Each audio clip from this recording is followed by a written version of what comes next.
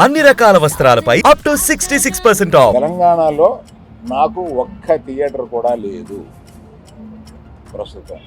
తెలంగాణలో నాకు ఉన్నది ఒకే ఒక థియేటర్, త్రిపుల్ఏ, దానికి ఓనర్. మొత్తం 1500 థియేటర్లు ఆంధ్రాలో ఉంటే, అదే మొత్తం తెలుగు రాష్ట్రాల్లో ఉంటే నా దగ్గర 15 లోపు ఉన్నాయి. అన్నీ వదిలేసుకుంటారాగా. అవి కూడా మా స్టాఫ్ తోటి లీజులు అయిపోయిన తర్వాత ఎప్పుడు లీజులు రెన్యూ చేయకండి వీటిని అని చెప్పి.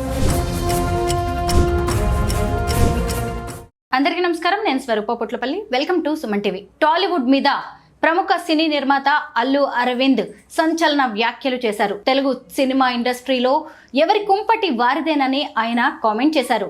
ప్రస్తుతం ఆయన వ్యాఖ్యల మీద పెద్ద చర్చ జరుగుతోంది. నాతో పాటు ఉన్నారు సీనియర్ అనలిస్ట్ చందు శ్రీనివాస్ గారు. ఆయనతో మాట్లాడదాం.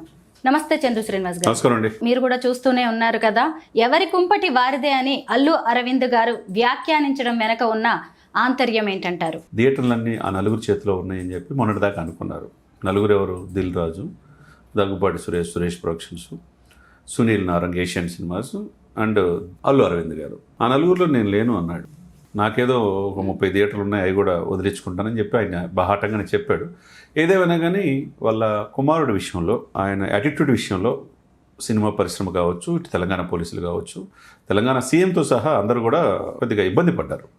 ఎందుకంటే ఒక మనిషి చనిపోయిన వాళ్ళ కొడుకు చావు బతుకుల్లో ఉన్నప్పుడు ఆయన వ్యవహరించిన తీరు సహేతుకంగా లేదనేది మీకు నాకు అందరికీ తెలిసిందే. సమాజంలో అతను యాటిట్యూడ్ మారాలి అని చెప్పేసి అందరూ అనుకున్న మాట వాస్తవం. ఆ సమయంలో మరి అందరూ సినిమా ఇండస్ట్రీ అంతా దాదాపుగా అతన్ని సపోర్ట్ చేశారు. వాళ్ళ ఇంటికి వెళ్ళి సాలిడారిటీ తెలియజేశారు.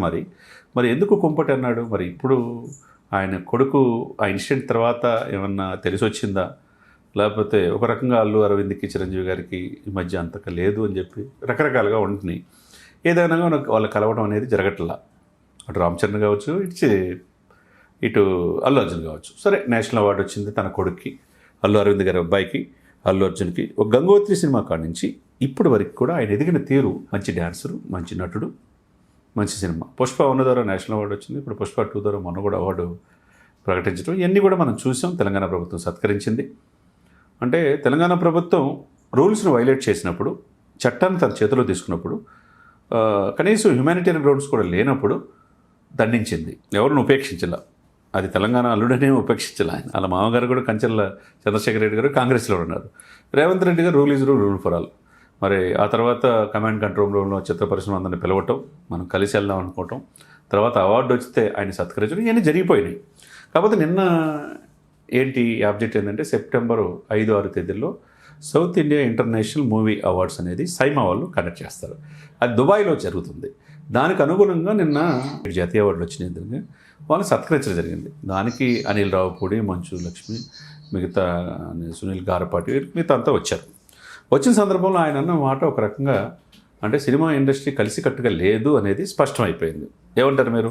నాకు కూడా అదే అనిపించింది. అందరూ మేమంతా ఒకటే అని చెప్పి అంటారు పేరుకే, కానీ అందరూ ఒకటే ఉన్నప్పుడు, చిరంజీవి గారు అని పెద్ద మనిషి అని చెప్పి అనుకున్నప్పుడు ఈ సమస్యని ఎందుకు సాల్వ్ కావట్లా? ఇటువైపు సినిమా పరిశ్రమల సమ్మె, నిర్మాతల సమ్మె. ఒకప్పుడు Dasana Rao is the trouble shooter అనేవారు. ఆ తర్వాత పెద్ద దిక్కు వ్యవహరించాల్సింది ఎవరంటే చిరంజీవి గారు నాకు వద్దు అన్నాడు.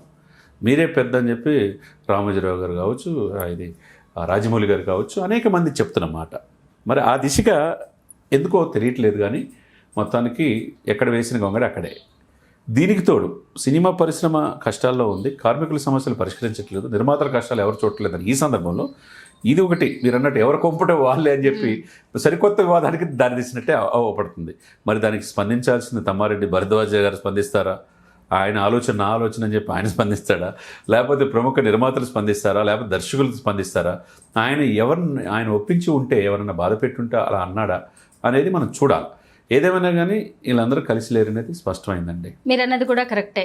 కృష్ణార్జునుల్లా ఇటు చిరంజీవి, అటు అల్లు అరవింద్ వీళ్ళిద్దరూ కలిసి ఎన్నో విజయాలను అందుకున్నారు. ఇప్పుడు చూస్తేనేమో అల్లు అరవింద్ కాదు, అల్లు అర్జున్, అలాగే ఇటువైపు చూసినప్పుడు రామ్ చరణ్ ఎవరికి వాళ్లే హీరోలుగా వాళ్ళని వాళ్ళు ప్రూవ్ చేసుకోవడానికి అయితే ప్రయత్నిస్తున్నారు. వాళ్ళిద్దరి మధ్య పెద్దగా సత్సంబంధాలు ఉన్నట్టుగా అయితే కనిపించట్లేదు. ఎందుకు ఇంత గ్యాప్ పెరిగిపోయిందంటారు? సినిమాలేనా వీళ్ళని వేరు చేస్తున్నది? అంటే సినిమాలో ఒకటి హైరార్కీ ప్రాబ్లం అనేది ఒకటి ఉంటుంది. ఇప్పుడు ఏ ఫ్యామిలీ నుంచి కూడా వంశపరంపరంగా వస్తే ఒక సినిమాకే సరిపోద్ది. చిరంజీవి గారి లెగసీ. ఆ తర్వాత రెండో సినిమా నుంచి వాళ్ళు వ్యక్తిగతంగా ప్రూవ్ చేసుకుంటే నిలబడగలుగుతారు. అట్లా తండ్రికి మించి తనయుడిగా గ్లోబల్ స్టార్గా రామ్ చరణ్ ఎదిగాడు. మీరు RRRలో చూసినా, మగధీర్లో చూసినా, రంగస్థలంలో చూసినా అతని సెటిల్ పెర్ఫార్మెన్స్ చూస్తే నెక్స్ట్ లెవెల్ యాక్టింగ్. ఇప్పుడు పెద్దిలో కానీ మరి అటువంటి తండ్రికి మించిన తనయుడిగా అతను రూపాంతరం చెందుతున్నాడు. ఒకవైపు అల్లు రామలింగ మనవడుగా, అల్లు అరవింద్ గారి కుమారుడుగా అల్లు అర్జున్ వెళ్తున్నాడు. ఎదిగే క్రమంలో ఒక ఆ పాయింట్ ఆఫ్ వ్యూ ఏమి పొరపచ్చాలు వచ్చినాయో తెలియదు, కానీ ఆయన థియేటర్లో కనీసం చిరంజీవి ఫోటో లేదు. ఇక్కడ థియేటర్ ఒకటి ఉంది కదా అమీర్పేటలో, కనీసం చిరంజీవి గారు అంతా ఇది ఉన్నప్పుడు ఆ ఫోటో లేదని చెప్పి అనేవాళ్ళు ఉన్నారు. ఆ సందర్భంలో ఈయన కొద్దిగా యాటిట్యూడ్ పాయింట్ ఆఫ్ వ్యూలో ఎప్పుడు లేని విధంగా నేనే అనేది ఎప్పుడు కూడా ఎట్లా ఉంటుందండి ఇండస్ట్రీలో. ఆ రోజు ఎస్వి రంగారావు గారు ఉండేవాడు, ఎన్టీ రామారావు గారు, ఒక్కినే నాగేశ్వరరావు గారు, వాళ్ళు ఒకరికొకరు ఆహాభావాలు నటనలో ఎవరికి ఏదైతే వాళ్ళు చేసేవాళ్ళు ఒక అన్నదమ్ములాగా ఉండేవాళ్ళు. ఆ తర్వాత ఇది ఏంటంటే ప్రొఫెషనల్ జలసీ అనేది వీళ్ళల్లో, అంటే వీళ్ళు కావచ్చు ఈయన ఏమంటాడు అల్లు అరవింద్ ఆర్మీ అంటారు. ఆర్మీ అవసరమా? ఈ రౌడీ బాయ్స్ అంటాడు విజయ్ దేవరకొండ. ఈ యాటిట్యూడ్ పాయింట్ ఆఫ్ వ్యూ వచ్చినప్పుడు వీళ్ళే ఇబ్బంది పడతారు. ఎదిగే కొంది ఒదిగి ఉండాలి. ఎక్కడ తగ్గాలో తెలిసిన వాళ్ళే అటు రాజకీయాలు కావచ్చు, సినిమాలు కావచ్చు సక్సెస్ అయ్యేది. మరి అటువంటి అప్పుడు నానిని చూడండి, వివాదాలకు దూరంగా ఉంటాడు. మరి ఇప్పుడు తిరుపతిలో విజయ్ దేవరకొండ ఏమన్నాడో మనం చూడు.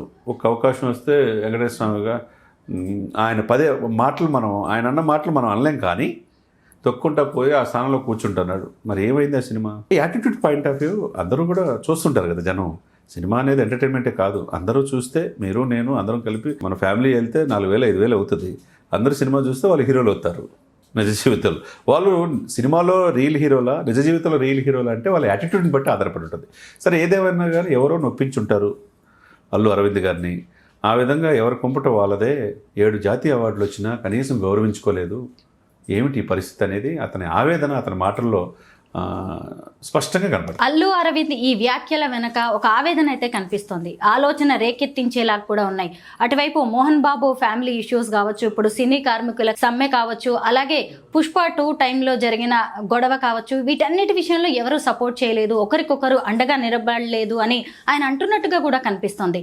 ఎందుకంటే ఒక పెద్దన్న అవసరం కూడా ఇక్కడ కనిపిస్తుంది. చిరంజీవి ఆ పాత్రలో అసలైతే న్యాయం చేయొచ్చు, మరి ఎందుకు ఆ దిశగా అన్నయ్య ఆలోచించట్లేదు? అంటే ఇక్కడ ఆయన రేపు 22వ తారీఖు వచ్చేసింది. ఆయనకి 69 సంవత్సరాలు, అంటే 7 పదుల వయసులోకి వచ్చేసాడు.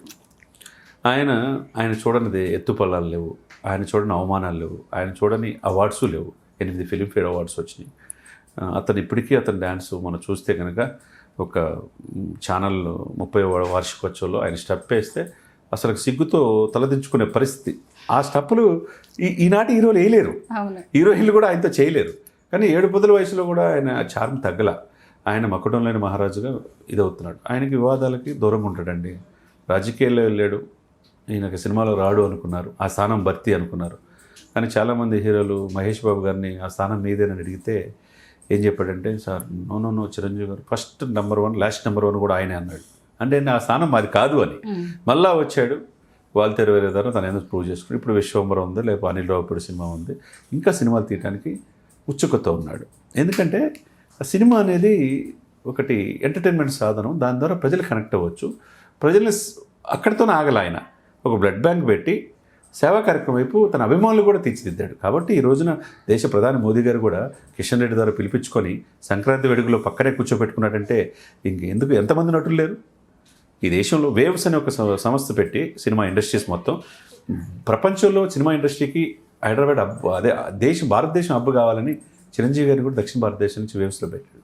ఎందుకు ఇంత చిరంజీవి ప్రాధాన్యత ఇస్తుంది? కాబట్టి ఒక నటుడిగా ఎదిగేట్టుకుంది ఒదిగే ఆలోచన ఉంటే డెఫినెట్గా రీచ్ అవుతారు. ఆయన ఎప్పుడు కూడా చెడు చెవులో చెప్పండి, మంచి నలుగురికి చెప్పండి అనే వ్యక్తే. ఆయన ఎవరితో మాట అన్నా కూడా కాముగా ఉండిపోతాడు, వాళ్ళ పాపను వాళ్ళు పోతారని. కాబట్టి ఆయన హ్యాపీగా మనవరాళ్ళు అంతా హ్యాపీగా ఎంజాయ్ లైఫ్. ఈ వయసులో అనవసరమైన ఈ పెద్దరికం తీసుకొని వాళ్ళ చేత మాట్లాడి ఈ చేత మాట్లాడి అనిపించుకోవాల్సిన అవసరం ఆయనకు కూడా లేదు. ఉన్నది చూసుకుంటే చాలు.